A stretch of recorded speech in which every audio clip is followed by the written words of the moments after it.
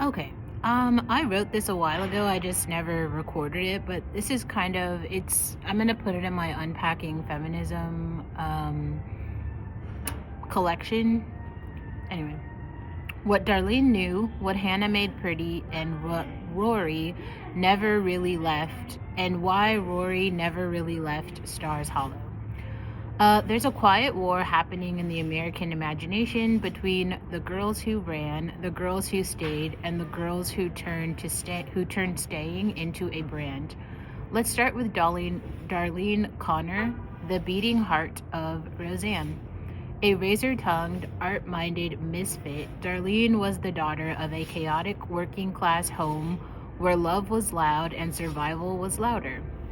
She rejected everything about traditional femininity, the dresses, the smiles, the norms.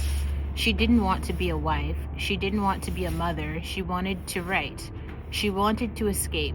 Darlene was the American girl who knew the house was on fire and didn't want to decorate the walls. She wanted to get out. But she never really could. In the Connors, she's back in that same house, now a single mom herself, reliving the exhaustion she swore to outrun. Her rebellion was real, but rebellion doesn't pay the bills. And trauma has a way of folding us back into itself, no matter how sharp we are. Then there's Hannah from Ballerina Farm, who seems at first like Darlene's opposite. She's soft-spoken, smiling, swathed in linen with 7 children and a literal cow. But beneath the surface, she's contending with the same legacy: American womanhood, labor, and how to survive it. Hannah chose a different path, not to escape tradition, but to reclaim and refashion it.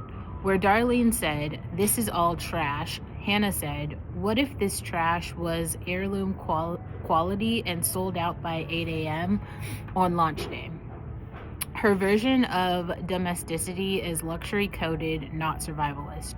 Her family isn't living paycheck to paycheck. They're making artisan soap and shipping Wagyu beef to influencers. She's not trad in the evangelical right way. She's Whole Foods trad, curated tradition, organic struggle.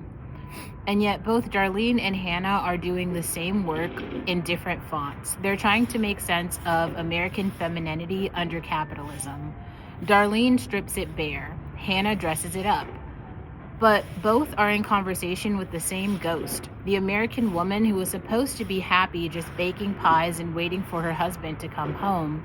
Now enter Rory Gilmore. Rory, the golden girl of Gilmore Girls, was supposed to be the antidote to Darlene. She was the good daughter, smart, sweet, soft-spoken. Her mother, Lorelai, had already done the rebellion thing. Rory was going to go to Harvard, write books, and transcend her small-town roots. She was the poster child for generational progress, and yet she never really left Stars Hollow either. Not emotionally, not spiritually. When we catch up with her in a year in the life, she's lost, flailing, aimless.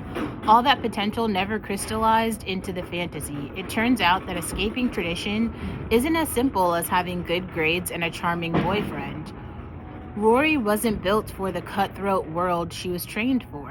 Her softness was her strength, but it didn't pay off in the real world. She became Darlene with a better wardrobe, or maybe she became a more educated version of her mother.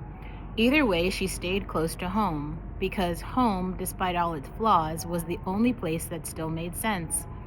And finally, Lana Del Rey, during her Born to Die and Paradise era, was writing ballads from the trailer park about sugar daddies and stolen youth, about longing, decay, and beauty trapped in a dying dream. Lana's character was not just nostalgic, it was haunted. She knew the American dream was crumbling. She sang as if she was already inside the ruins. Lana doesn't escape the trailer park, she builds an altar in it. She says, "Fine, you want me to be your sad, pretty girl? I'll be the prettiest." There's a pain in her lyrics that lives between Darlene's realism and Hannah's idealism.